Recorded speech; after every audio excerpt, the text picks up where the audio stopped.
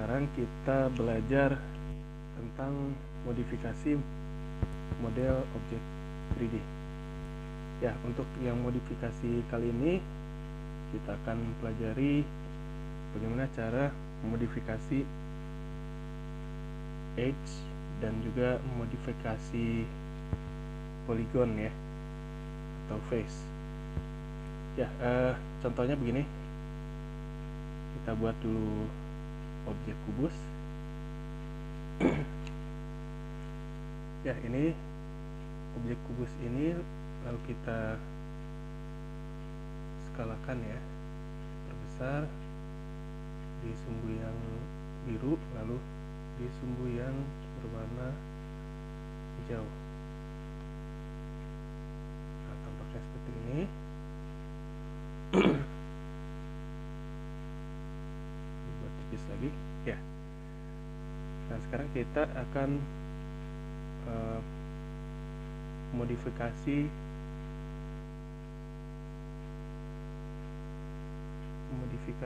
face-nya ya, di bagian sini. Oke. Ya, ada kalau yang kemarin kan itu kita sudah mempelajari bagaimana caranya extrude. Sekarang kita akan mengenal tool yang bernama cut. Ikonnya yang ini ya.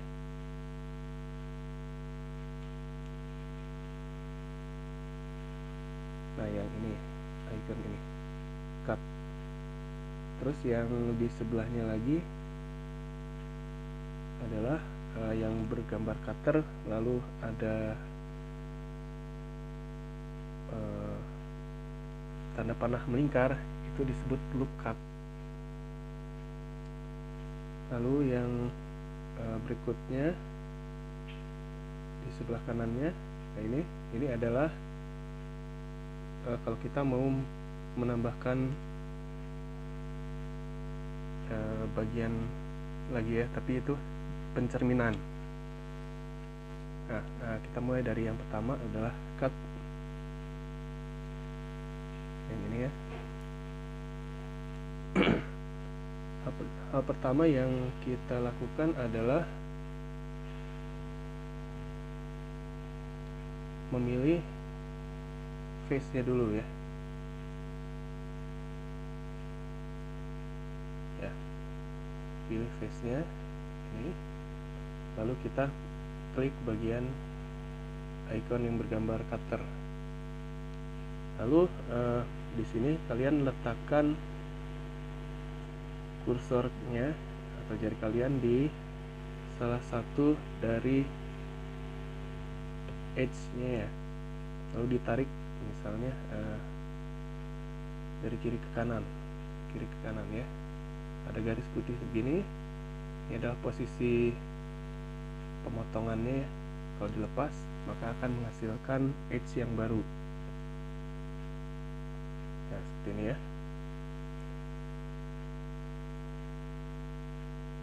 Jadi tadi pilih dulu satu face, lalu klik bagian cutter ya, cutnya. Misalnya di sini dari bawah ke atas, tarik saja bawah ke atas. Nah, otomatis ini hanya akan memotong face yang sudah terseleksi. Jadi kalau kita mau memotong ini dengan ini ya, nah maka kalian harus menseleksi dua face yang akan dipotong. Misalnya dari atas ke bawah ya. Nah, jadi sudah terbentuk edge yang baru. Nah, bagaimana dengan belakangnya? Belakang ini kan masih kosong ya. Jadi bagian belakang ini tidak akan terpengaruh oleh cut yang sudah diterapkan. Oke, sebagai perbandingan kita akan buat kubus baru ya. Kita letakkan di sebelahnya, besar dulu.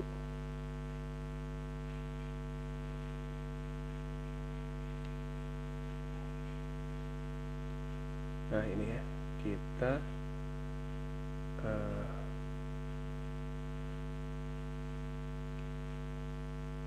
coba loop cut sekarang. Oke,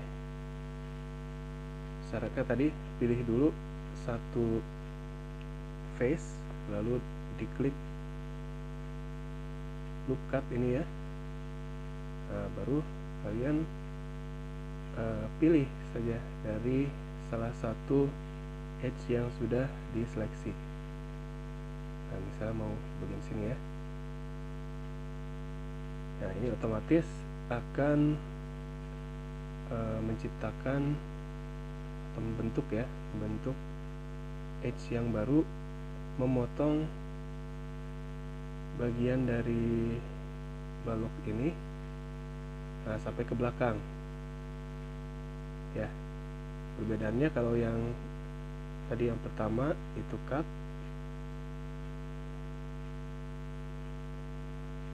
kalau yang cut ini bagian belakangnya tidak terpengaruh, tapi kalau yang objek satunya lagi ini terpengaruh ya, bagian belakangnya. Kita coba lagi yang lain, loop cut bagian yang lain ya. Kita drag saja bagian ini, lalu loop cut lagi ini. Gitu ya. Kalau loop cut kalian posisikan hanya di bagian salah satu bagian dari face. Jadi ini akan otomatis memotong sampai ke belakang ya.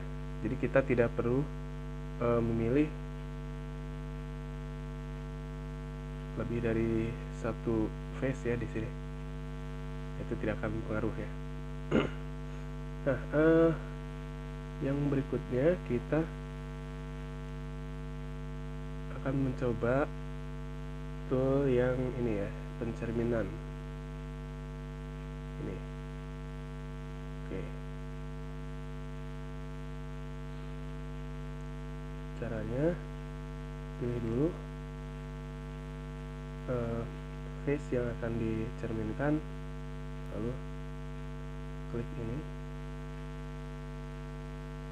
pilih, nah kita drag ya, maka akan terbentuk pencerminan sesuai jumlahnya sesuai ya, sama persis dengan yang kita cerminkan. Ulang lagi ya, pilih satu,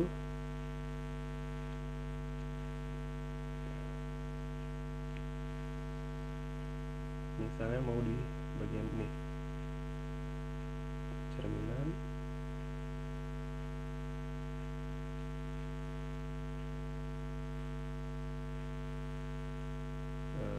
bagian ini misalnya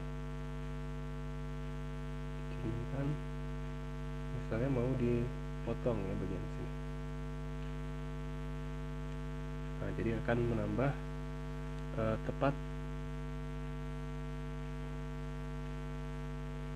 di bagian yang ada garisnya ya.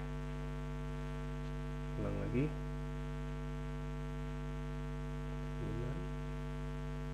potong misalnya yang bawah.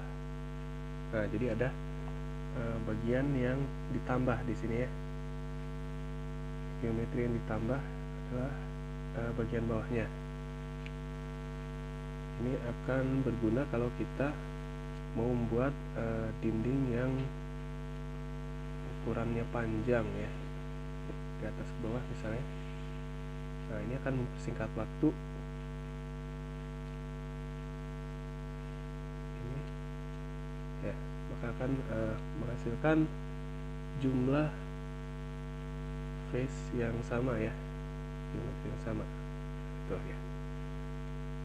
Nah, oke, berikutnya adalah bagaimana kalau kita mau menghapus misalnya face ya. Nah, kita pilih dulu salah satu face yang akan dihapus, lalu tekan bagian icon X ini ya, X ini. Oke, klik saja. Nah, ini otomatis akan menghapus face yang sudah kita seleksi.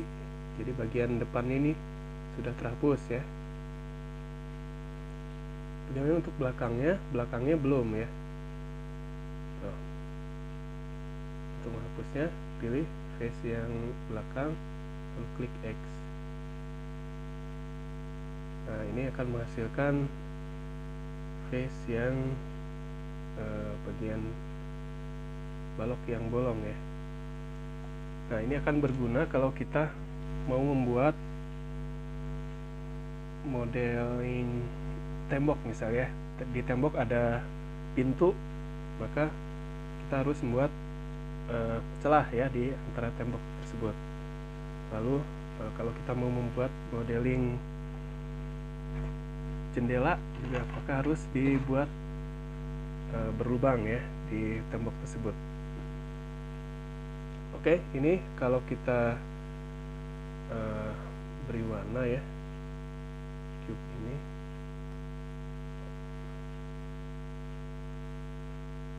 Misalnya warnanya ini. Oke.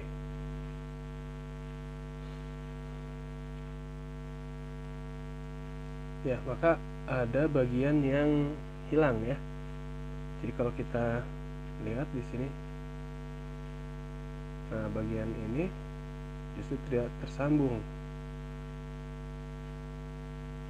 Nah, yang edge ini ya. Kemudian untuk menyambungkannya, kita pergunakan tool yang ini ya, tool yang ini. Nah, ini untuk mengkoneksikan antara dua edge ya menjadi sebuah face. Nah, contohnya tadi kalau kita mau menyambungkan edge yang ini dengan ini, nah kita tinggal tekan saja icon yang ini ya, connect namanya, untuk mengkoneksikan edge tersebut. Klik sekali,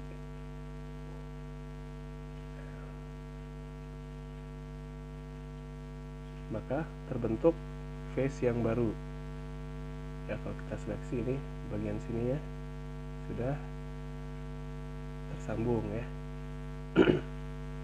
Kita coba lagi, pilih dulu edge yang sana belakang, lalu yang depannya, klik connect, maka akan tersambung ya.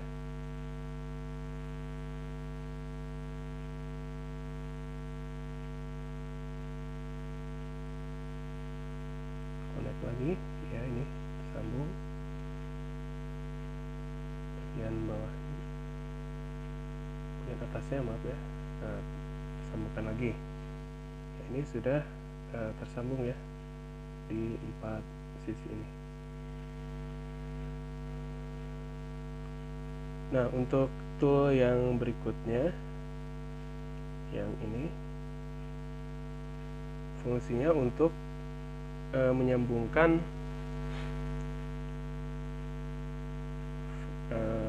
face atau edge yang sudah terhapus ya. Ya, anak-anak, maaf ya tadi HP Bapak Prisma 3D nya itu ngehang, jadi harus ditutup paksa ya.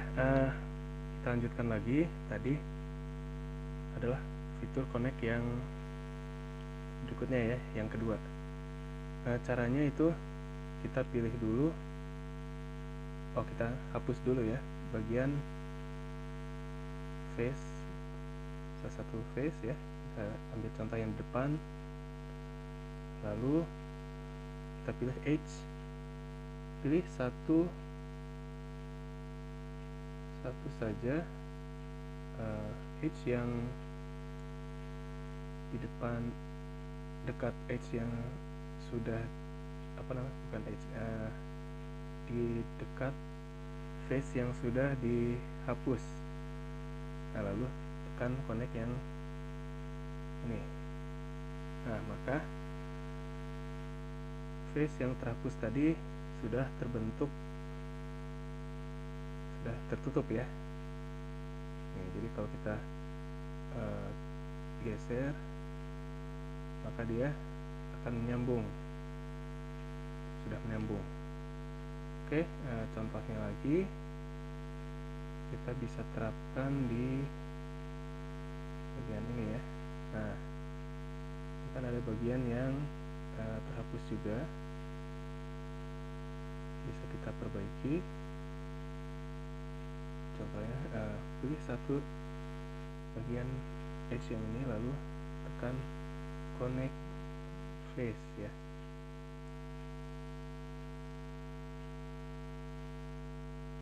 Nah, contoh lagi, kita hapus misalnya sama yang belakang juga ya.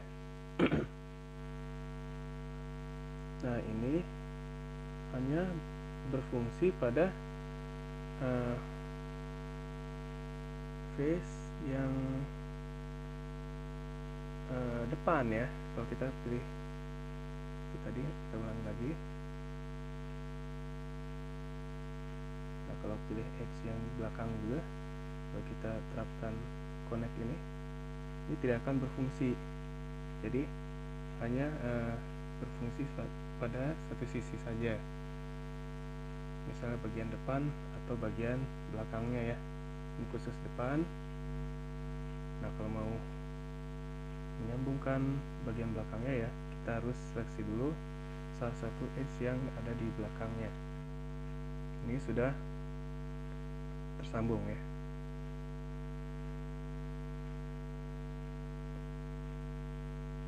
Oke. Ya, bagaimana untuk vertex? Nah, vertex ini memang tidak ada tool khusus ya. Jadi kalau kita mau memindahkannya, kita tinggal seleksikan saja vertex tersebut, lalu kita geser ya. Nah, sedangkan kalau kita pilih edge, nah, maka akan keluar tool tambahan. Nah, edge ini bisa kita putar ya.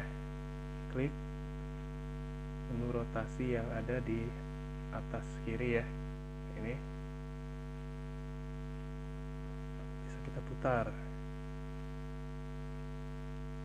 Misalnya Bapak mau memutar di sumbu yang merah. Nah, jadi dia akan miring ke kanan ya. Miring agak ke depan, yang hijau itu.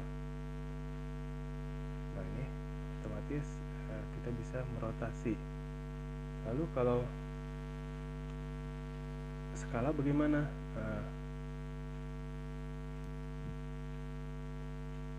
Ini bisa juga ya, kalau kita mau memanjangkan atau memendekkan edge tersebut menurut sumbunya. Sumbu yang merah ya, ini terlihat hampir sama seperti pergeseran ya. Tapi ini akan berbeda kalau kita memilih sumbu yang biru, yang akan memanjang dan memendek. Nah, untuk face ini bisa kita lakukan rotasi juga. Ini rotasi ya. Nah, ini akan berpengaruh ke face tersebut,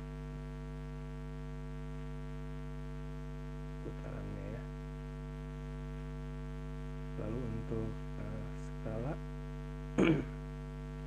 bisa kita panjang dan pendekkan ya. Mungkin itu saja yang bisa Bapak sampaikan ya, karena ini cukup mudah ya. Kalau di Prisma 3D kita bisa memanfaatkan tool tambahan pada edge maupun pada face. Ya, ini akan sangat berguna kalau kita mau membuat modeling ya seperti tembok tadi ya. Misalnya kita mau membuat modeling kamar ya, ruang kamar. Nah, maka kan temboknya itu tidak tertutup semua ya, ada bagian yang harus dibuat berlubang untuk menyimpan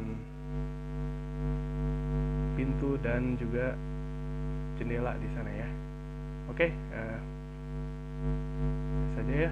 Jadi kalian bisa mencoba menerapkan tool-tool seperti loop cut, lalu pencerminan, dan connect ya. Itu pada modeling 3D hard surface kalian ya. Oke, jadi untuk tugas hari ini kalian pergunakan tool tersebut ya, modeling lagi. Nah, setelah itu kalian screenshot modeling yang sudah kalian buat ya, jangan lupa di save ya, karena save itu sangat penting ya. Sayang sekali di Prisma 3D ini